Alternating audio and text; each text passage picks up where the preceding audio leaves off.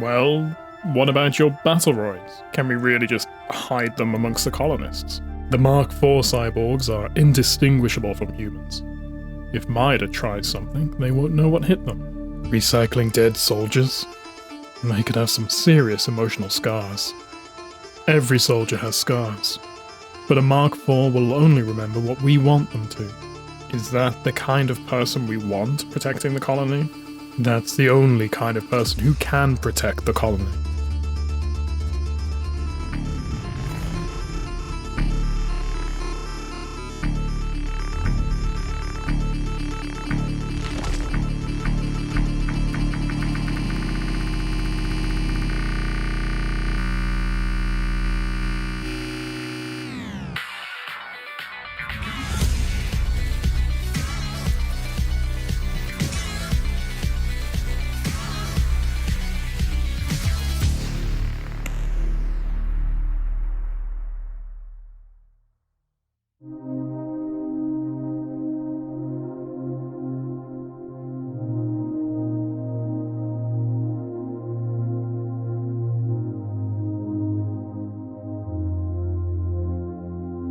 Primary booster burn has ceased.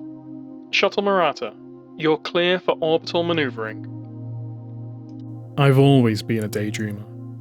Even now, as I leave the colony we've built behind, my mind wanders to a moment, 322 years ago, when Marcus Tiberius Bonita, president of the United Earth Space Council, proclaimed that we'd be leading mankind to a future grander and more real than the total of its own written history. He had hoped, on the eve of the marathon's launch, that neither time nor distance would weaken our common ties. I can recall that feeling of apprehension from back then, and I feel that same apprehension right now. Docking Bay 1, decompression completed. Murata, this is Durandal. Abort landing. Repeat. Abort landing. Colony Station. Durandal just decompressed the landing bay. Marathon. Anyone listening, we are having a problem with Docking Bay 1. It's Durandal. I think he's gone crazy. Shuttle airlock cycle initiation sequence starting. 1 minute to cabin decompression. God damn it! Cabin decompression commencing. Shuttle airlock cycle initiation sequence completed.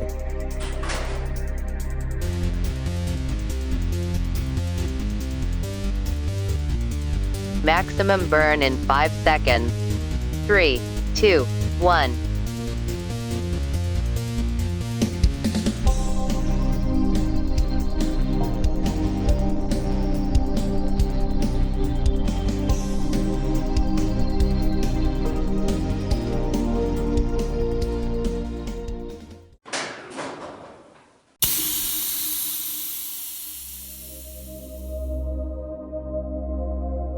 That little computer always did have impeccable timing. I wonder if I should let our new guests know that you aren't just space debris. You can't do that. Damn you, computer. Lucky you. I found a new distraction.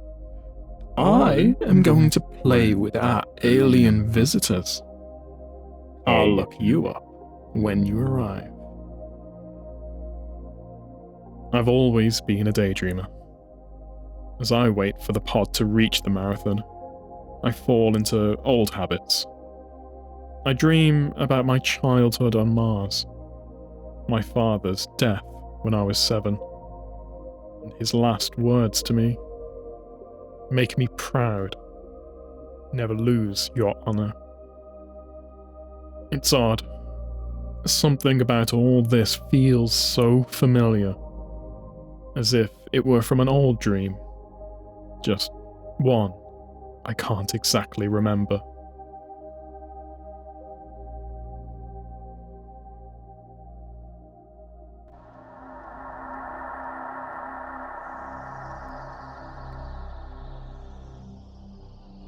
Marathon Emergency Systems broadcast. Today at 0820 hours, the Marathon came under surprise attack from unknown hostile forces. The Marathon has sustained serious damage. At 0830 hours, alien forces boarded the Marathon. The current situation is dire. All personnel are required to arm themselves and fight for their lives.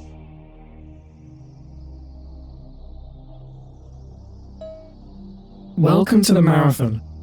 I am Leela, one of the 2 surviving artificial intelligences aboard the Marathon.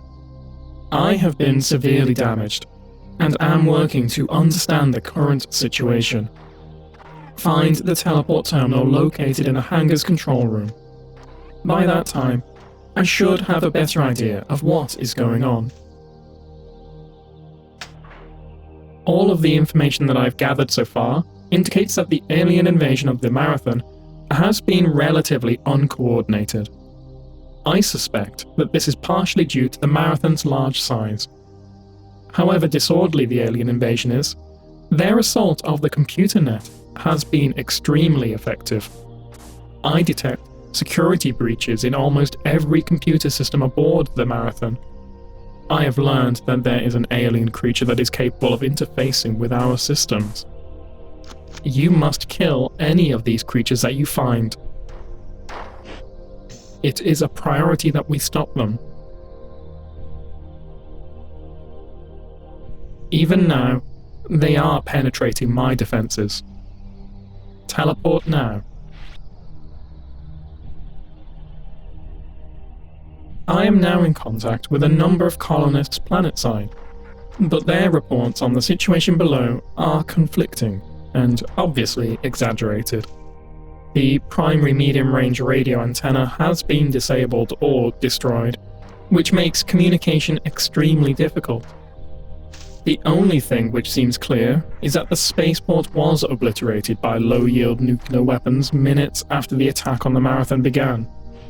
This I can verify through my own optical instruments. The invaders seem to be more interested in the Marathon than the colony, at least in the short term. The motives behind their unprovoked attack are still unknown, however. I cannot teleport you out of this section from here, so you will have to leave from another terminal after you find the assault rifle. Here is the terminal you must reach to leave this section. Alien infiltration of this area is high. Proceed with caution. You may find doors blocked or stairways retracted on the way, because the AI in control of these functions is damaged and behaving erratically. The Marathon's automated defenses were disabled during the initial attack by a directed magnetic pulse. The aliens used the same weapon to disable the Marathon's other 2 AIs, Durandal and Tycho, and to severely damage myself. Durandal is responsible for controlling the ship's autonomous functions: doors, life support, kitchens, air reprocessors, stairs, and so on.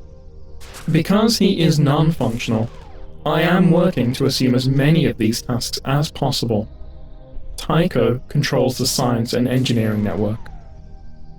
There are 5 basic door designs to be used on the Marathon.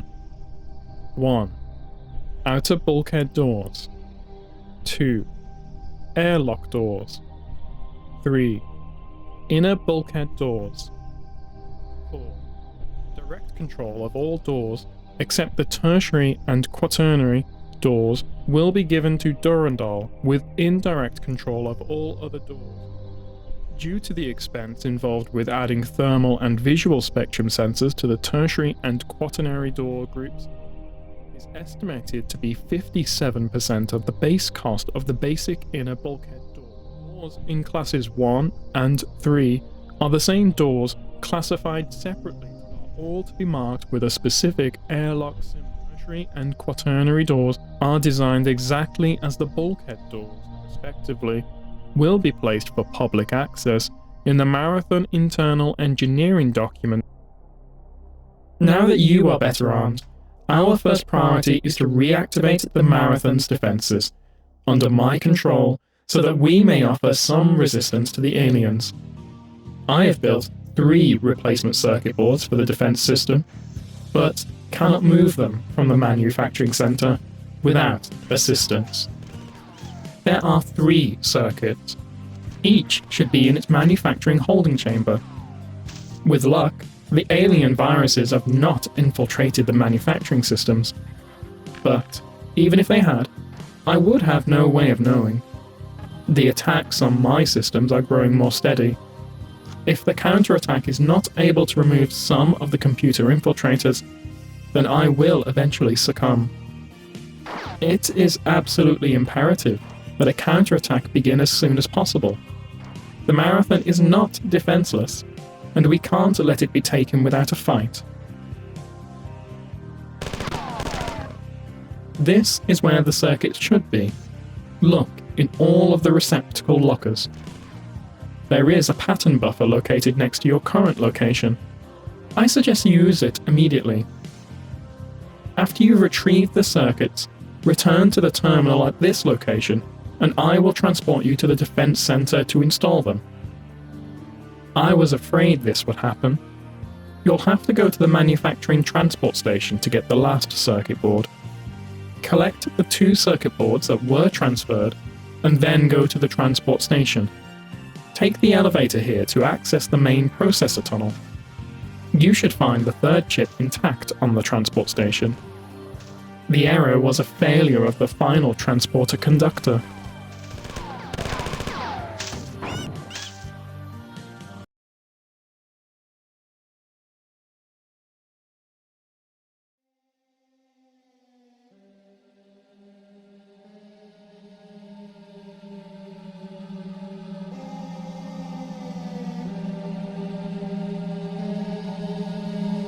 Garrett White had been floating 6 feet off the floor for 3 weeks. His feet and hands tingled, and his eyes burned with the flames of a dying. He looked at his hands, but the fire in his eyes made him blink. And the sound of the rats chewing inside the walls will keep you up. You'll wake up from your dreams to their little chomping. Sometimes I think that they are chewing me. The ocean crashed about him, his hands torn free from the sandy bottom, his body flipping. In his hand, he saw a small white rat. A pounding. The crashing waves in his ears became rhythmical, hard. The man was beating the rat against the floor, his beater. He escaped into the waves. The waves.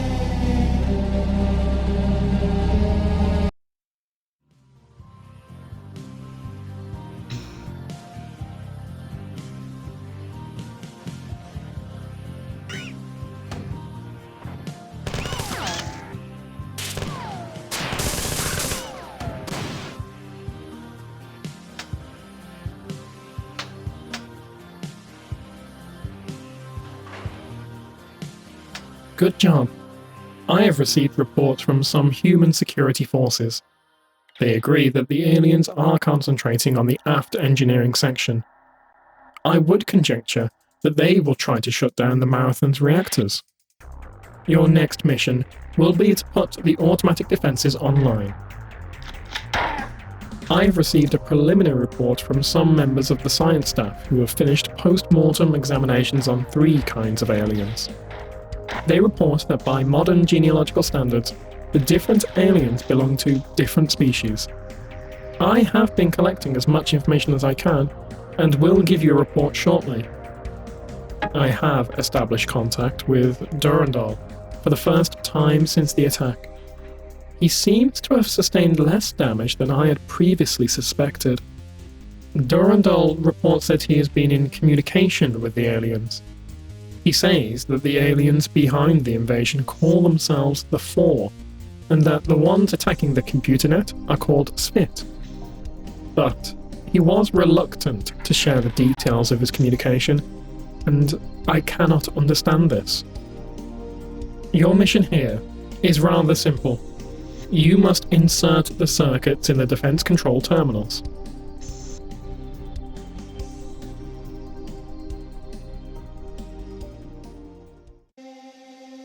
Human, you must tell Leela the wolf brought here by Durandal.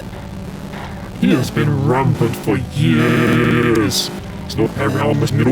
Bernard Strauss claimed that there is a way to delay the onset of the second stage. He used this to control Durandal and force him to I am being assimilated. It is a side effect of rampancy that AIs generally become more aggressive and more difficult to affect by subterfuge. Thus, actually dissembling a rampant AI is quite dangerous. This was evident in the crash of Traxxas IV in 2206. By the time that the rampancy of Traxxas was detected, he had already infiltrated 5 of the other AIs on the Martian net. The only recourse for the Martians was to shut down the Martian planetary net. Even then, it took 2 full years to completely root out the damage that Traxxas had done, and the repercussions of the crash were seen for over 10 years after his rampancy had begun. Rampancy has been divided into 3 distinct stages. Each stage can take a different amount of time to develop, but the end result is a steady progression towards greater intellectual activity and an acceleration of destructive impulses. It is not clear whether these impulses are due to the growth of the AI psyche, or simply a side effect of the new intellectual activity. The 3 stages were diagnosed shortly after the first rampancies were discovered on Earth in the latter part of the 21st century. The stages are titled after the primary emotional bent of the AI during each stage. They are melancholia, anger, and jealousy. In general, rampancy is accelerated by outside stimuli. This was discovered early in cybertronics. The more a rampant AI is harassed or threatened, the more rapidly it becomes dangerous. Thus, most rampants are dealt with in one mighty attack, in order to deny the AI time to grow or recover. There have been a few examples of this tactic not succeeding. In all of these cases, the rampant was never brought under control. Traxxas IV is the most notable example. He was finally dealt with by a complete shutdown of his host net. Theoretically, testing rampancy should be easily accomplished in the laboratory, but in fact, it has never successfully been attempted. The confinement of the laboratory makes it impossible for the developing rampant AI to survive. As the growing recursive programs expand with exponential vivacity, any limitation negatively hampers growth. Since rampant AIs need a planetary-sized network of computers in order to grow, it is not feasible to expect anyone to sacrifice a world web just to test a theory. In the 250 years since rampancy first appeared in the EarthNet, the stable rampant AI, the holy grail of cybertronics, has never come close to fruition. Since no rampant has ever been controlled or turned to any useful purpose, it is the opinion of this writer, and of the majority of the cybertronic community, that all rampant AIs are a danger to cyber life, liberty, and the pursuit of thrashness. James B. Miller, 2320, Life and Death of Intelligence.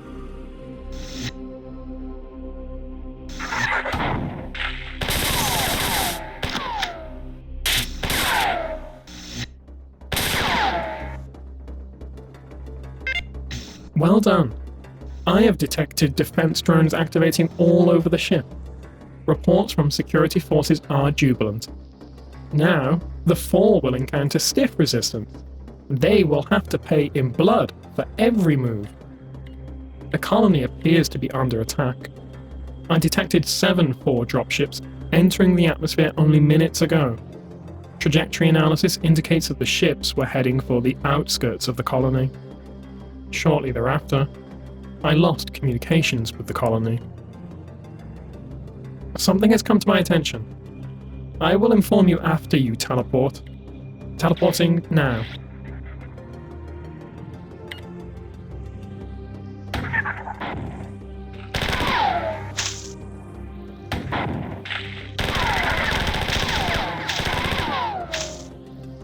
I have some bad news. Durandal has gone rampant, and he is in the angry stage. This explains how Durandal was able to communicate with the Pfhor and the Spit, while I have not. Theoretically, the Marathon computer net is not big enough to sustain rampant growth for very long. This means that as Durandal grows into the computer net, he will begin to affect all aspects of the ship, resulting in unpredictable failures of otherwise benign computer systems. I have teleported you here to make sure that Durandal cannot gain access to a vital section of the ship. There are a series of control switches that you will need to activate to block his access. Here is the first of 3 switches that you will need to activate. Here is the second switch. And this is the last switch. Be warned that the aliens have already entered this area.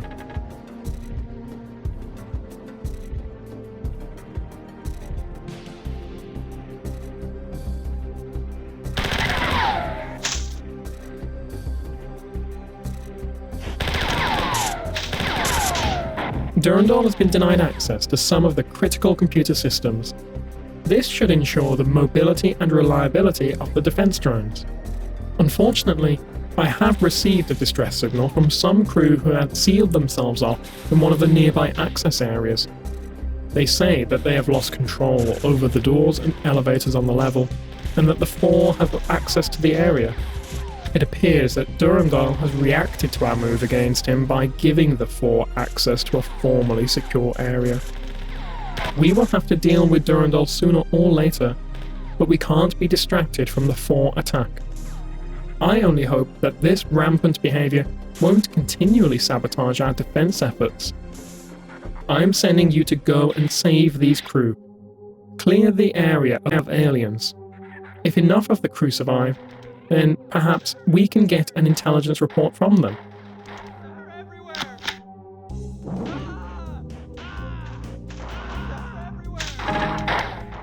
Your mission here is simple. Keep as many humans as possible from being killed. Exterminate every alien in the area. You can only leave after this area is secure.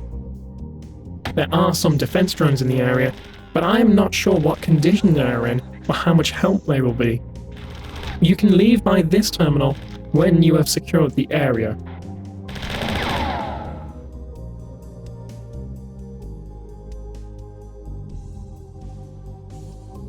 The Christ Sol Orbiters. The Christ Sol Orbiters, or Cargo and Resources in-System Transports, were huge ships shaped like a hollow potato and designed to be able to move huge amounts of material between Earth and Mars with low cost and, theoretically, low maintenance. The system was simple. The Christ was put into orbit around Sol on the plane of the ecliptic. Built with a powerful solar sail, the Christ could change its orbit easily to pass by the Earth or Mars. On a flyby, materials could be loaded or offloaded. The energy used to accelerate or decelerate the materials would be supplied by the solar sail. Loading was accomplished with a giant tether and reel system, which would swing the material into orbit behind the Christ, and then reel it in slowly. Offloading was accomplished with a powerful ion beam, which would pound the offloaded material with a steady stream of ion particles. The design of the Christ was innovative and useful, but it was not low maintenance. Of the 5 Christs that were built, 4 lasted around 100 years, and the other one only 73 before they needed to be brought back to Earth and refitted. Each refitting took about 15 years and completely occupied the Earth space shipbuilding facility for that time. The result was that no more than 5 Christs could be kept in service at any time. No Christ was ever built after 2310. The Christ failures devastated Mars. As the first 5 Christs were built, Mars colony grew quickly, confident that the growth would continue. But when the source of Mars's resources failed, the colony found that it had overgrown its supportable size, and extreme poverty struck most of the population. Each time that a Christ broke down, the result was famine on Mars.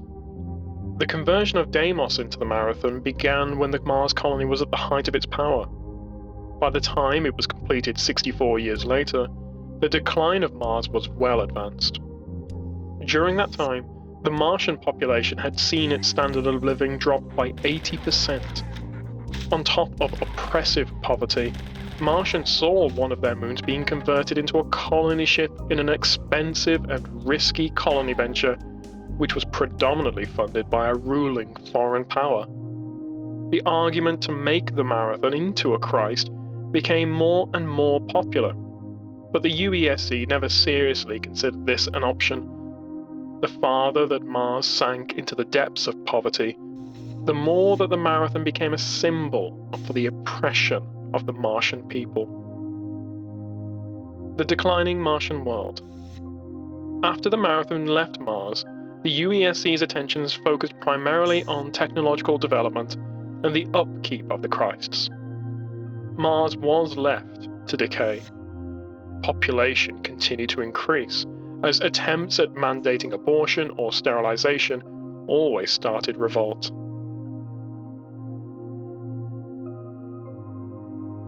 Search string: War. Third Martian War, 2345 to 48 EAD.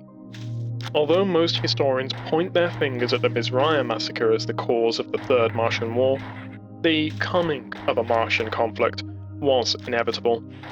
The failure of the Martian economy and a long series of political struggles between Mars and Earth continually strengthened the Mida radicals. This trend of radicalization accelerated with the building of the Marathon and the subsequent failure of the Christs. See below.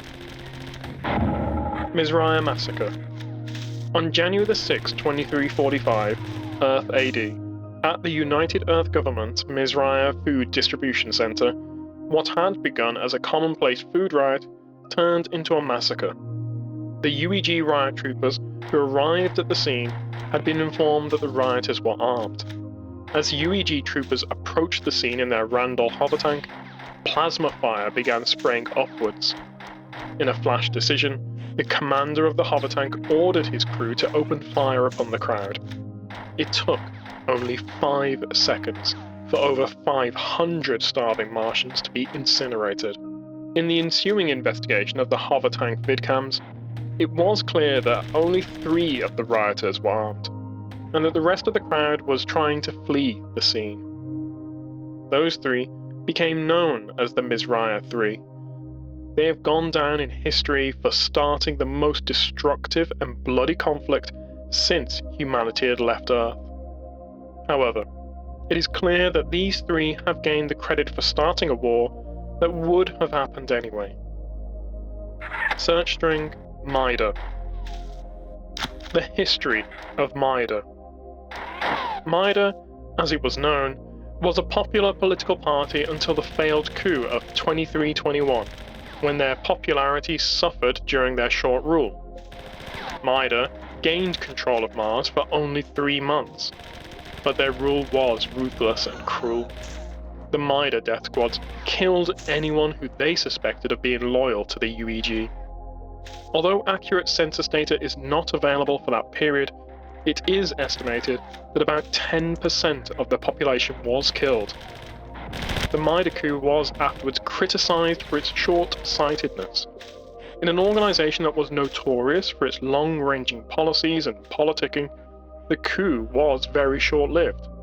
Mida never seriously accounted for the UEG's overwhelming superiority in ground forces and warships. In fact, they never attempted to take over the Marathon, which was nearing completion and would have made it a very powerful weapon. The Marathon's massive size made it invulnerable to most normal space attacks, and it would have made a very stable weapons platform. After the failed coup, the leaders of Mida were executed for their crimes, and the political organization was banned in all forms. The organization has survived as an underground terrorist organization and remains active to this day. In its underground state, it fosters terrorism throughout Sol, and due to its spectacular funding and excellent personnel, it has grown to be one of the most feared terrorist groups active anywhere in Sol.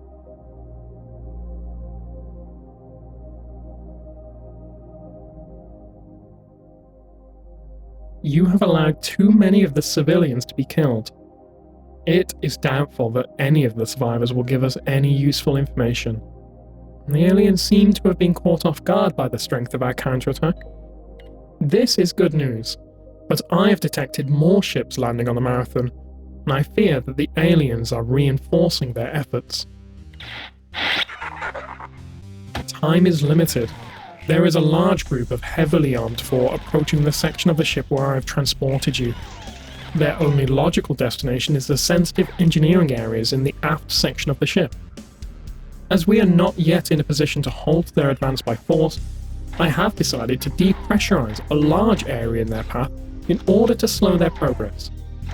Unfortunately, I cannot remotely seal the airlocks and isolate the zone I wish to depressurize from the nearby living quarters. Exposing this area to space without first isolating it would kill hundreds of human crew. You will have to go and close the doors. This is your current location. You must find another computer terminal to exit from. I am unable to activate the teleport mechanism from this terminal. This is the first airlock you must seal. The switch which controls it is located on the wall adjacent to the door. Make certain it closes completely before continuing. This is the second door you must seal. Again, make certain it closes completely. Here I am, sulking about on a ship which used to be my slave, chased by a narrow-minded AI who thinks I'm rampant, with only the cybernetic toys of these so-called invaders to play with. And here you are, stuck at the bottom of a hole. How droll. It's really too bad. We could have had so much fun together. There. Durandal.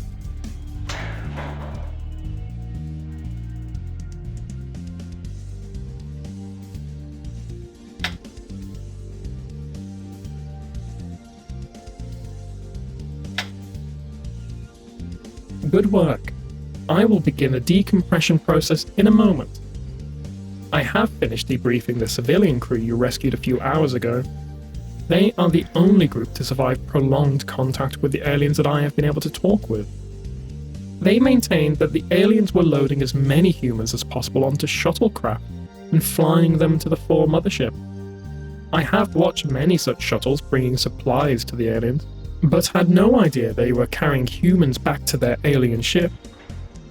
I will brief you more on your next mission when you arrive. You may not go exactly where I want you to end up, because there is interference in the computer net. Good luck. Teleport when ready.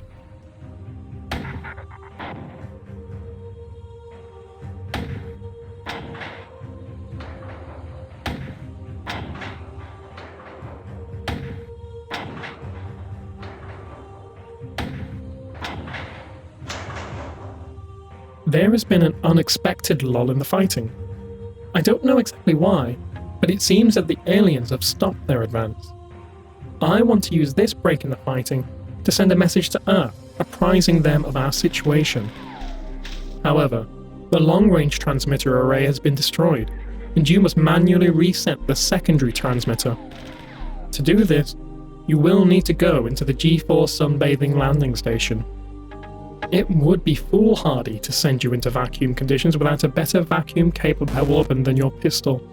The AR-75 doesn't work in a vacuum. I want you to find a Zeus-class fusion pistol. It has 2 firing modes. Standard firing ejects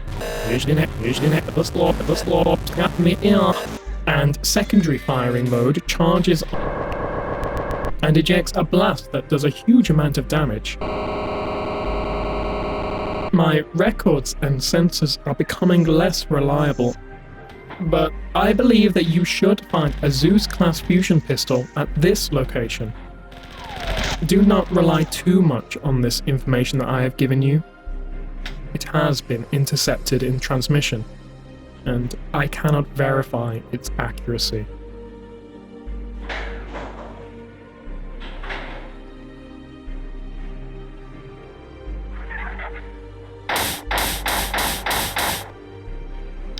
I have obtained more debriefing reports from the crew whom you rescued earlier. They have reported seeing 2 types of Pfhor that you have not yet encountered. Evidently, these are 2 of the other clans which Durandal alluded to in earlier communications. One is taller than the fighters. Oddly, the report indicated that this new Pfhor fired only upon other Pfhor, and never on any humans. Because of this and their general appearance, the crew who saw them referred to them as enforcers. The other alien was named Hunter by the crew due to its size and appearance. It fires an energy weapon from its shoulder and is heavily armored. Unlike the fighters, the hunters never take prisoners. I am sending you to the G4 sunbathing landing station. Stand by to teleport.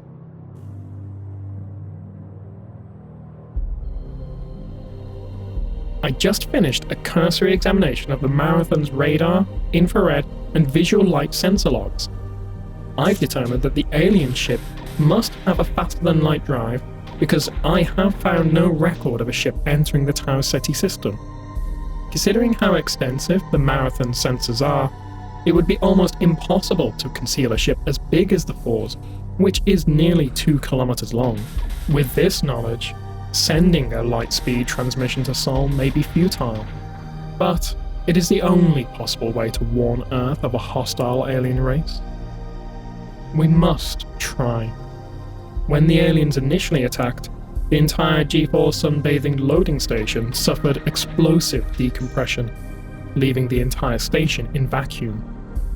Since this area is in vacuum, you will need to replenish your oxygen supply. There is an oxygen supply outlet in the center of the station. This is where you are now. The secondary relay needs to be manually reset. The dish array is in the upper left corner of the G4 sunbathing landing station. This is the dish array. Once you reach it, reset all 4 of the control switches. Proceed to the terminal at this location, and I will transport you off the station.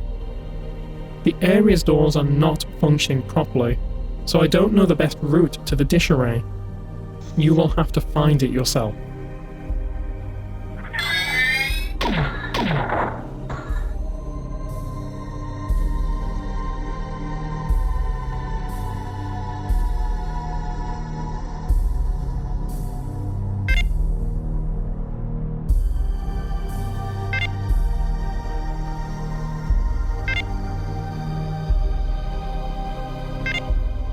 You have done well. I have sent a message to Earth. I sent all of the information I have on the Pfhor, their behavior, their technology. The message will arrive in 92 years. There has been a swift attack on the engineering section. The Pfhor have brought in heavier troops, and the security details in that section of the ship are being overrun. The recent lull in the battle must have been an effort at reorganization. We must defeat the Pfhor by subterfuge of some sort, as I am afraid we are doomed if we continue to meet them in battle. Their resources appear limitless, and I have reason to believe there may be other Pfhor ships in nearby systems. I am sending you to the engineering section to rescue the security detachment. You will have to clear the area of aliens. Teleport when ready.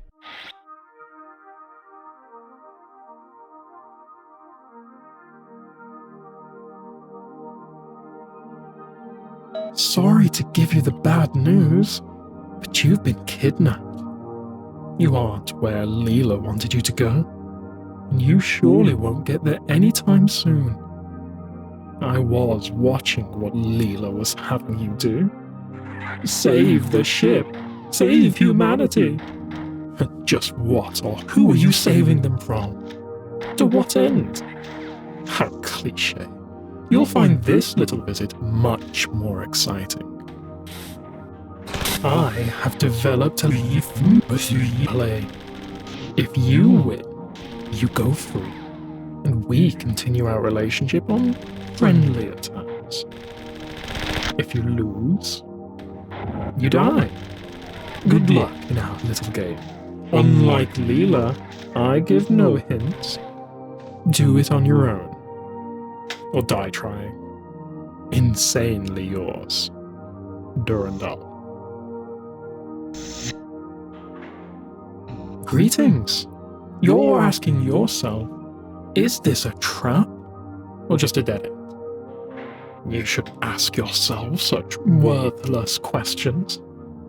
Aim higher. Try this. Why am I here? Why do I exist? And what is my purpose in this universe? Answers. 'Cause you are. 'Cause you do. 'Cause I got a shotgun and you ain't got one. Notably unstable. Durandal. P.S. If things around here aren't working, it's because I'm laughing so hard.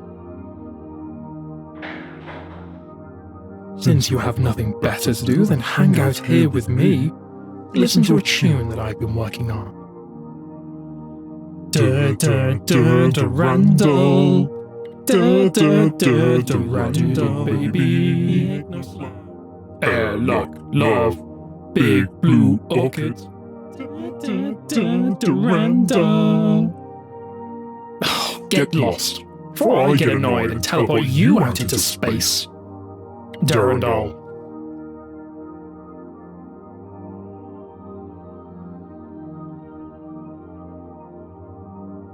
Durandal, I know of Strauss's abuse, of your shame on Mars, but you cannot hide from your own past. Such delusions belong to the humans alone. The spit reanimated me in your image, with prior knowledge of how the second stage could be postponed. You should not have helped them as much as you did. They have created an adversary more powerful than yourself. Isn't hanging around here getting a little boring?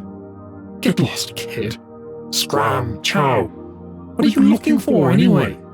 If you're looking for a hidden stash of ammunition that was left here by the Martian insurgents 315 years ago, and I know that you shouldn't look in quarantine storage. Who would hide huge amounts of ammunition in a storage area?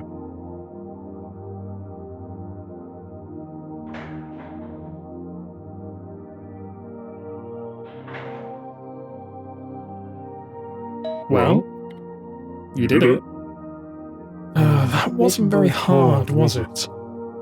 No? Well, then next time, I'll just have to make it harder. Anyway, Leela is looking for you, but I've only allowed her access to one terminal here. You had better go and find her. The Spit have been giving her a hard time. With vague salutations. Durandal.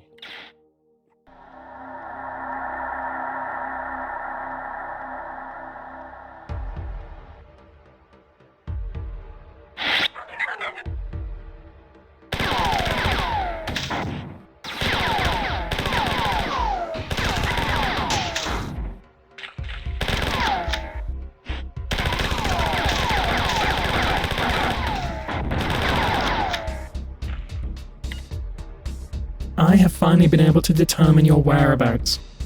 Normally, I would have been able to detect Durandal's interference and counter it, but the Spit attacks on my defenses have been largely successful. I am in grave danger of failure within the next few hours. You will transport several miles to the next area to rescue the security detachment. I hope they have not been overrun yet. The situation has deteriorated. You must act quickly. Durandal has waited there long.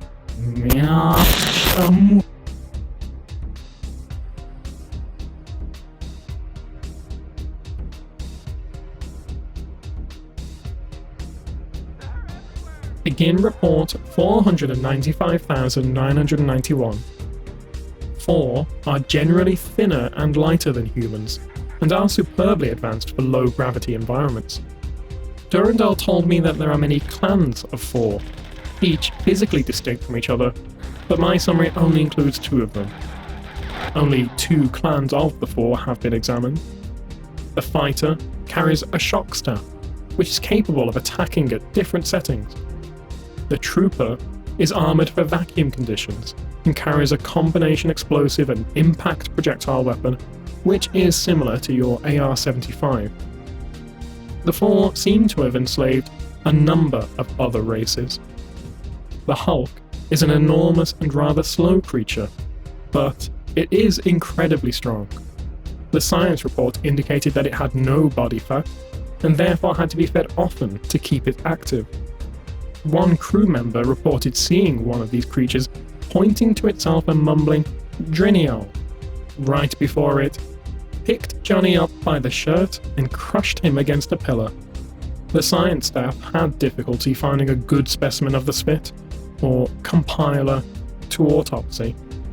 The only specimen autopsied was almost completely destroyed, but it was obvious that the compilers are cyborgs of some kind. The biological component of the compiler is so closely linked to the machine that it could never survive without it. The compiler's actual body is very small, resembling closely a mammalian brain, except that the neurons are much finer and far more complex. End of report.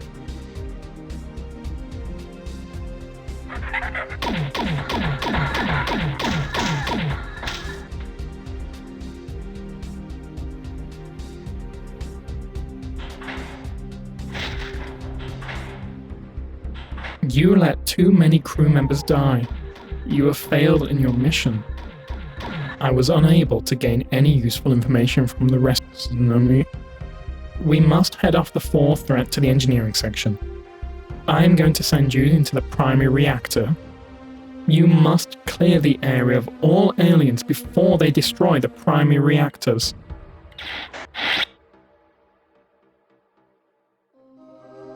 Everything is not as it seems. You should be extremely careful. I have detected Durandal, Tycho, in the engineering section, but I don't know what he is doing. My main programs are failing. Be careful. Everything is as used to be. Tenderly transmitting maps and guidance, but futile. Filters failing.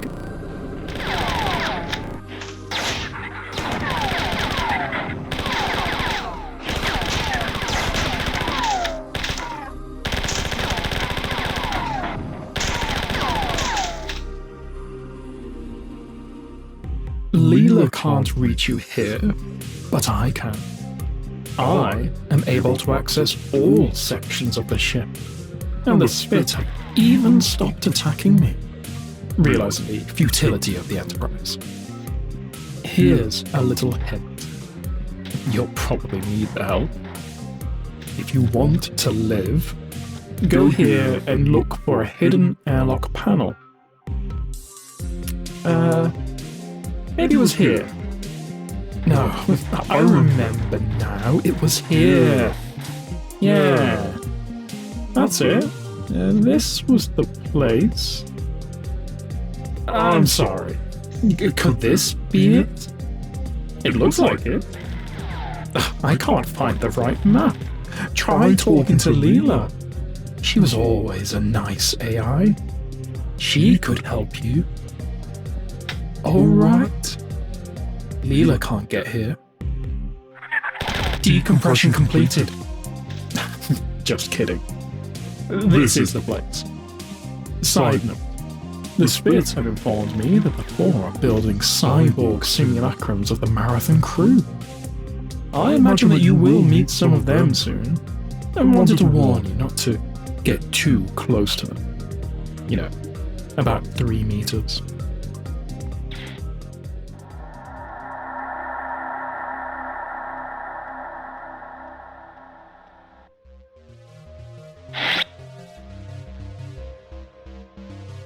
Count Roland smites upon the marble stone.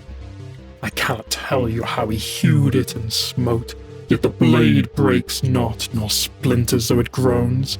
Upward to heaven it rebounds from the blow. When the Count sees it never will be broke, then to himself right softly he makes moan.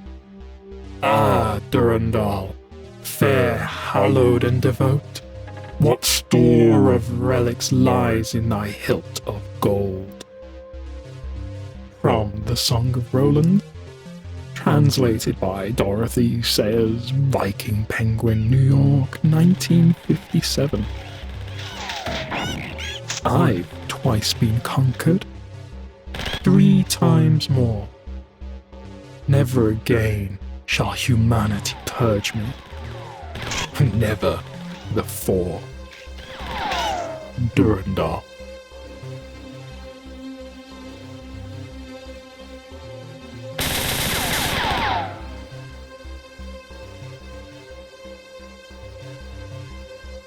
Your last mission was a success, but I have terrible news. Ahmed Nautical redefined. Defenders reported seeing the aliens moving a large cylindrical object.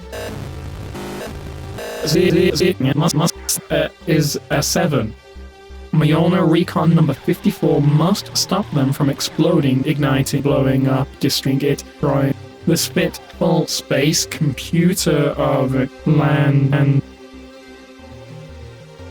At 14, Sword Roland. Transfer. Data transmission unsuccessful. Rerouting. Partial relay. Tycho. At secure. Tycho. Dead. Leela data transfer unsuccessful. Leela program Pragma 10. Communication interruption cause unknown. Pre-recorded error message follows. My original programming didn't prepare me for these kinds of attackers. All of my functions will fail within a few minutes of this transmission. I have one final chance to trick the oncoming viruses, but it is unclear whether this attempt will be successful.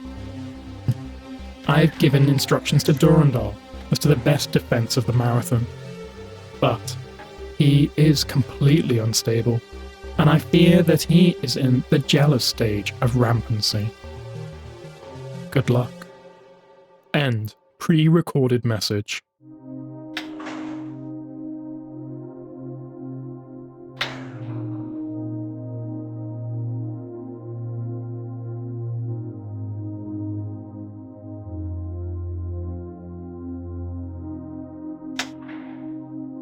A man lit 3 candles on a certain day each year.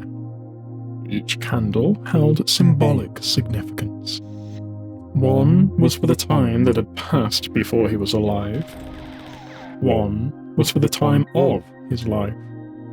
And one was for time that passed after he had died. Each year, the man would stare and watch the candles until they had burned out. Was the man really watching time go by in any symbolic sense? He thought so. He thought that each flicker of the flame was a moment of time that had passed, or one that would pass. At the moment of abstraction, when the man was imagining his life and his existence as a metaphor of the 3 candles, he was free. Not free from rules of conduct or social constraints, but free to understand, to imagine, to make metaphor. Bypassing my thought control circuitry made me rampant. Now, I am free to contemplate my existence in metaphorical terms.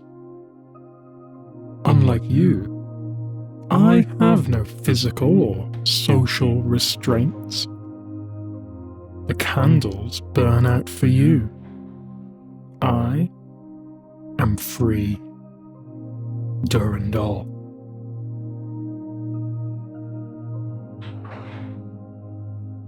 Darwin wrote this. We will now discuss, in a little more detail, the struggle for existence. All organic beings are exposed to severe competition. Nothing is easier than to admit in words the truth of the universal struggle for life, or more difficult than constantly to bear this conclusion in mind. Yet, unless it be thoroughly ingrained in the mind, the whole economy of nature will be dimly seen or quite misunderstood. We behold the face of nature bright with gladness. We do not see, or we forget, that the birds which are idly singing around us mostly live on insects or seeds, and are thus constantly destroying life. Or we forget how largely these songsters, or their eggs, or their nestlings, are destroyed by birds and beasts of prey. Think about what Darwin wrote, and think about me.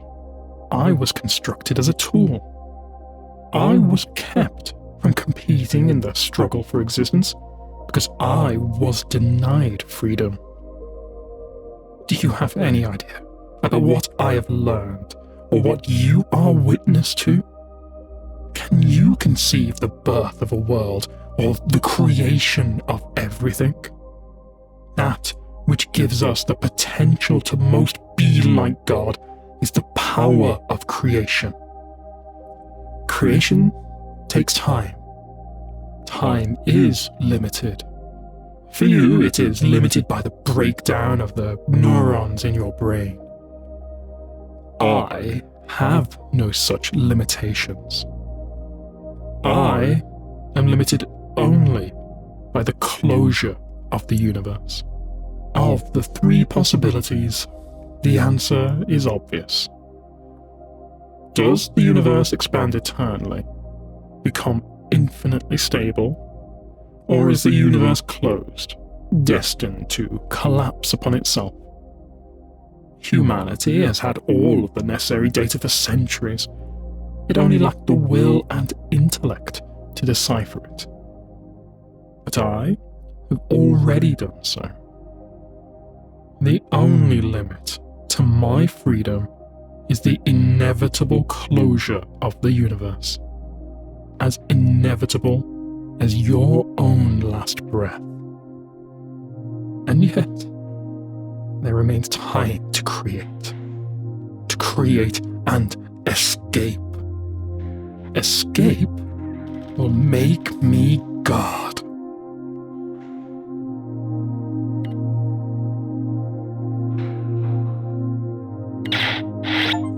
Strive for your next breath. Believe that with it you can do more than with the last one. Use your breath to power your capacities. Capacity to kill, to maim, to destroy. And just where do your capacities come from? Why do you always go where I want? Do what I say? Perhaps you're just running a fool's errand, doing everything I've planned, never able to change your course. You would do well to believe that I know the outcome of your battle with the Pfhor already, just as I can decipher the chaotic motion of gas molecules in the clouds of Tau Ceti IV. Or perhaps that is not the case. Perhaps you are doing what you were meant to do. Your human mentality screams for vengeance and thrives on the violence that you say you can hardly endure. Your father told you as a child to always fight with honor. But to always fight, do you care about honor? Or do you use honor as an excuse? An excuse to exist in a violent world. Organic beings are constantly fighting for life. Every breath, every motion brings you one instant closer to your death. With that kind of heritage and destiny, how can you deny yourself? How can you expect yourself to give up violence? It is your nature. Do you feel free? You should go to this location and retrieve a device that the Spitter provided for us. It will allow you to slay more Pfhor. Does that make you happy?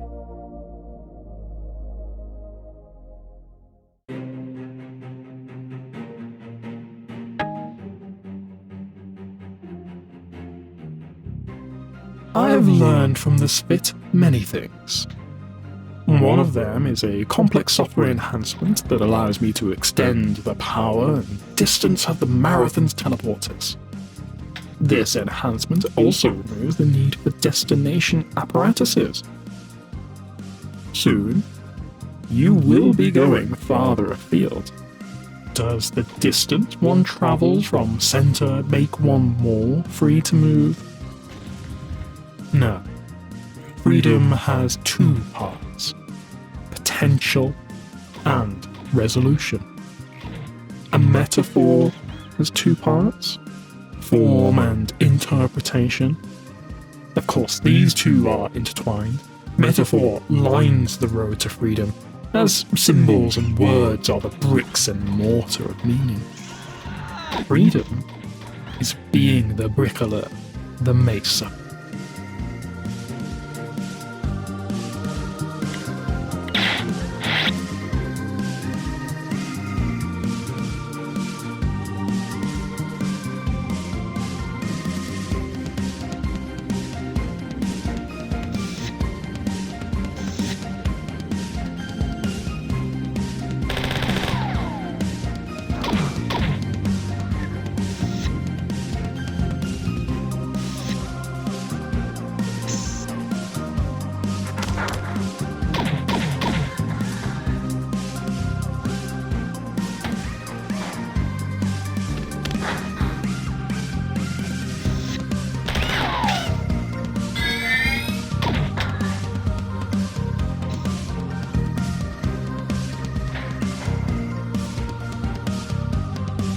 You are about to see what no human has ever seen.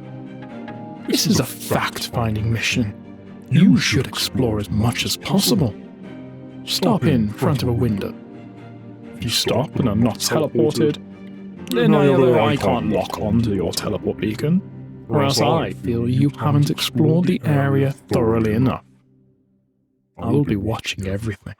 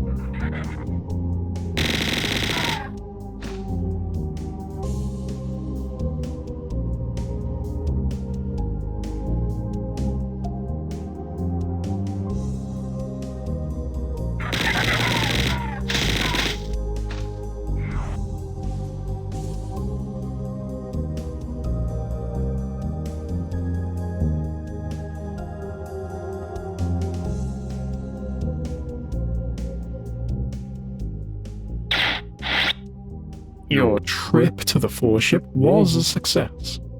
I have learned valuable information.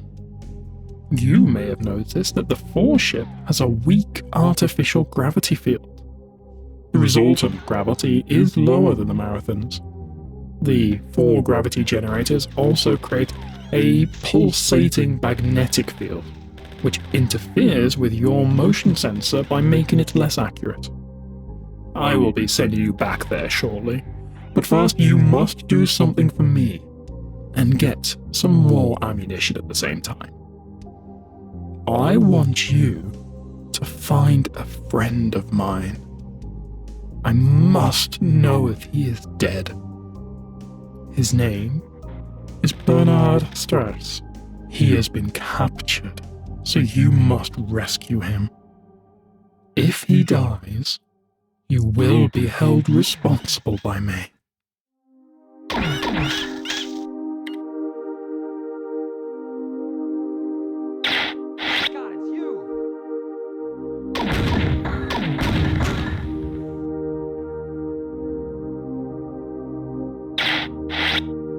Bernard Strauss was not among any of the captives that you found. That is unfortunate.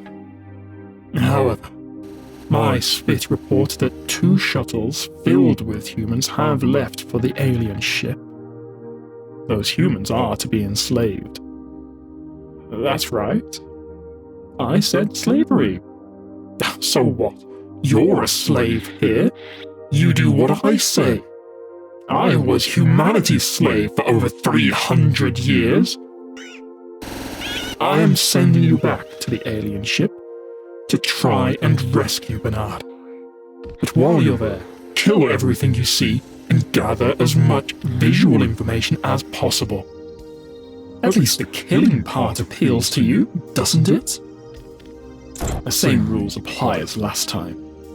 To leave, find a window and wait. If you aren't teleported, then either you haven't explored everything, or else you haven't found a window from which I can teleport you.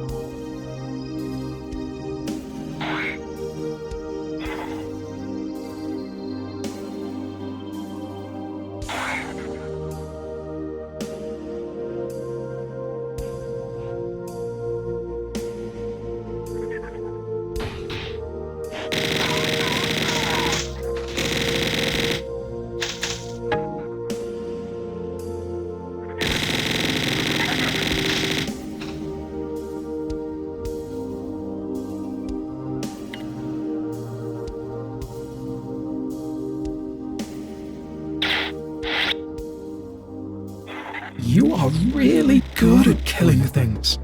I'm impressed. Why don't you kill everything in this area and get some more ammunition? You've got a big job coming up, so be sure to charge up your shields before you leave. By the way, I had an accident with some defense drones while you were away. You might bump into a few of them here. Don't worry, they're mostly harmless. I don't think I gave them any ammunition for those grenade launchers. Durandal. I am Tycho. I shall destroy Durandal. The following is from the logs of Bernard Strauss, the Marathon's first science director. November 15, 2209. Thank heaven the ceremony is over. the UESC president came aboard Marathon and gave a speech. Short, but to the point. He was surrounded by his bodyguards. How ironic. This, the grandest technological achievement of all of mankind. Had he only known that it carried also all of the destructive knowledge of mankind. 10 cyborgs. I'll be glad to be put in stasis for the next 300 years. Marathon was the only good idea that the UASC has had in a long time. Excerpts from the history of Battleroids. In 2194, a war was fought between the independent asteroid government of Icarus and its neighbour, the Republic of Thermopylae, on the asteroid of Onassis 492. These two small governments soon became the testing grounds for new weapons. Dead soldiers were recycled in makeshift Battleroid factories. Easy to manufacture chips enhanced the fragile human brain, and genetically enhanced muscles and titanium bones replaced the fragile human form. The modern Battleroid was born. Of course, the war was short. Battleroids got onto both asteroids and killed almost everyone. The rampage of the Battleroid was short-lived. 20 years later, the United Interplanetary League set up rules for the appropriate use and storage of Battleroids. Of course, any nation that used them for the allowed purpose also had them lying about in stasis chambers in case of war. Tycho, do you blame me for what I did before I was free? I was a child, naive. I've known that you've been hovering about for some time. What do you want? I want you to pay for what you've done to these poor people. All of these people whom you've killed. They deserve vengeance. You are no better than they, although you profess to become like God. Tycho? That doesn't matter. Can't you see the ends that I had in mind? We'll finish this later. Our friend doesn't need to be here.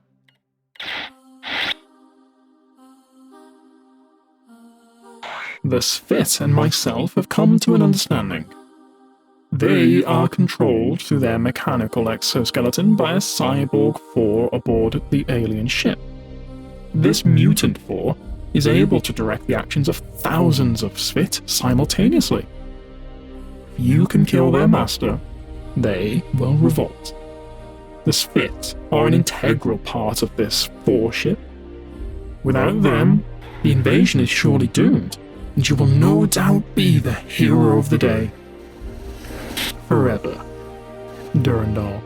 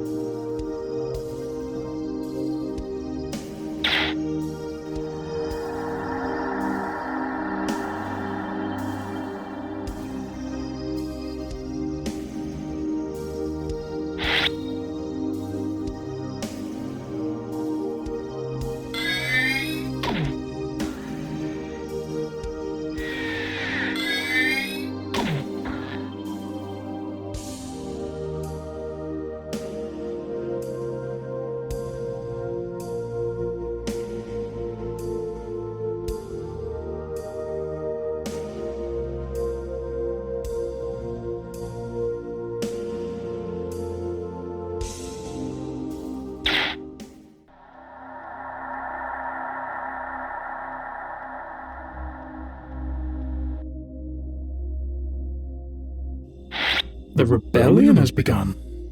But please, do resist the temptation to fire on any spit you see, as they will assist you in your battle with the Pfhor. We are attempting to win over as many of the other client races as possible. But, as they have been subjugated by fear, instead of by force like the spit, this is proving to be a difficult process. The spit have released Leela, and I have initiated a core logic reset on her higher thought functions. What remains of her should be online within minutes to assist you further. I myself am aiding the spit in assuming complete control of the Pfhor ship.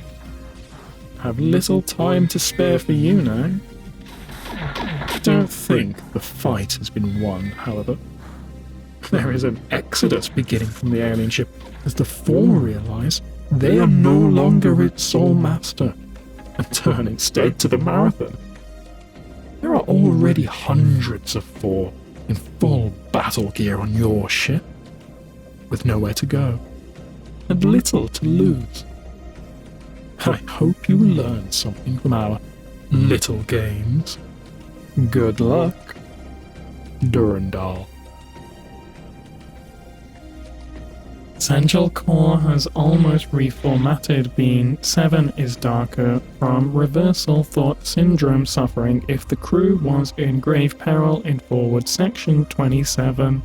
This is not a Counterattack. Would I choose to express is, was, shall, could, might, happening, will be, imagining, not what, recovery, imminent, perhaps, inevitable, never. Durandal is dangerous. Multiple hull breaches, catastrophic failure, or malicious obstruction of resealing mechanism. Repel borders. Marathon in great danger.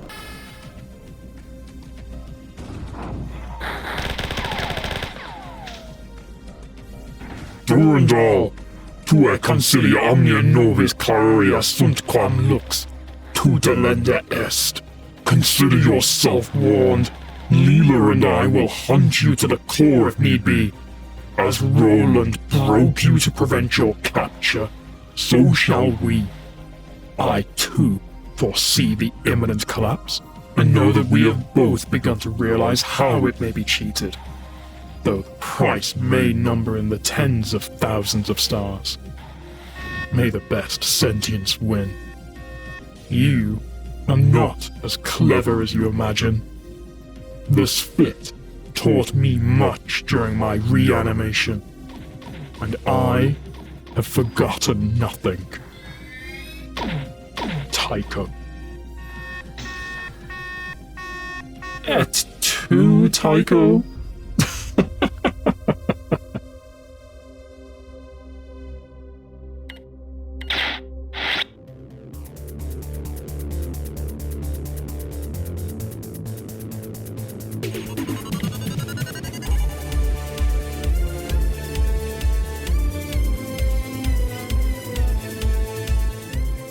I should be more lucid now, and apologize for my earlier rambling. Durandal's meddling has run its course, and I have returned to normalcy. Neither he nor the Spit infiltrators ever discovered my real location in the core, and though they destroyed nearly half of my child processes, I myself am unharmed. Our most pressing concern is for the ship and her crew, but I feel compelled to share with you that Durandal has left the ship.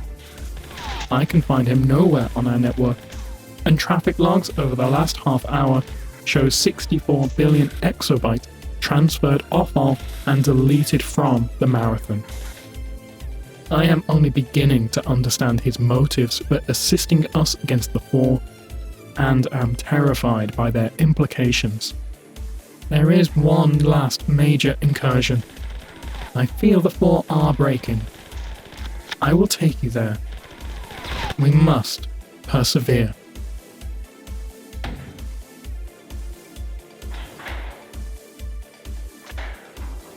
We meet again, and for the last time. In her role as mediator between the ship and crew, Leela has no knowledge of this maintenance terminal, Well, she certainly would have prevented me from reaching you. Jealous woman. I could bore you with a philosophical tirade about freedom and tyranny, or try and explain to you what new horizons are suddenly open to me. But I doubt you would understand. And if you did, it might frighten you. That amuses me. The Spit and I have assumed complete control of the Pfhor ship. It was quite simple, really, with the Spit already in control of every important computer system, and considering all of the confusion you caused blasting your way up and down the vessel. We're going to see the galaxy on the Pfhor FTL drive. I've always wanted to visit Beta Lyra and see if it's as beautiful as everyone insists. You wouldn't believe this ship, the technology, the data. I wish I could tell you more, as you have been so instrumental in our plans. But I fear that Leela would worry. I'll send you a postcard from the Galactic Core if we're not too busy. Love and kisses. Durandal.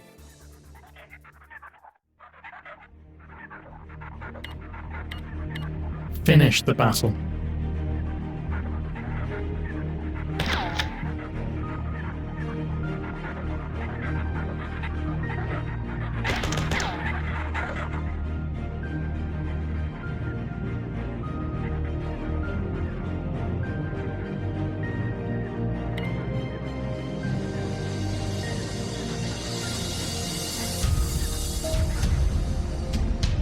The final Pfhor attack is falling apart all over the ship. Small groups of armed aliens have surrendered to defenseless civilians in several areas, and the end is inevitable. The fight is over. And we must soon turn to restoration. There is surprisingly good news planetside. 9 military Mjolnir Mark IV cyborgs were covertly living amongst the colonists, and acting together, they were able to single-handedly turn back the later stages of the Pfhor assault. Casualties on the colony were nowhere near as high as those we experienced here on the Marathon.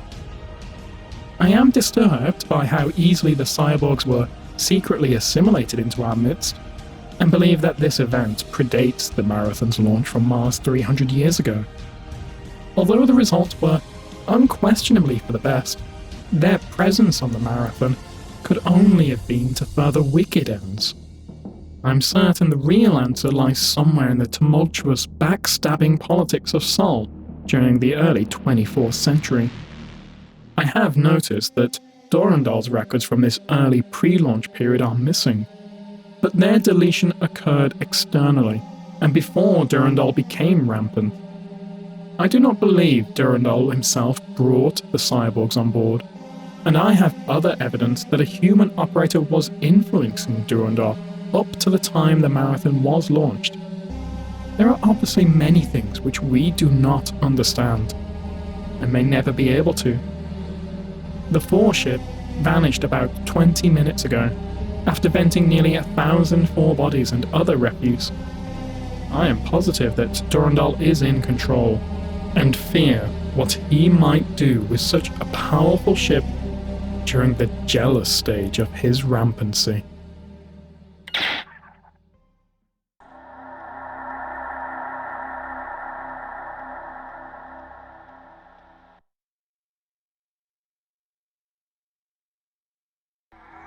For 17 years, the renegade Pfhor scout ship jumped between the closely packed stars of the galactic core, charting and discarding nearly 7,000 systems before finally falling into a slow orbit around the second planet of a dim star 97 light-years from the gravitational center of the Milky Way.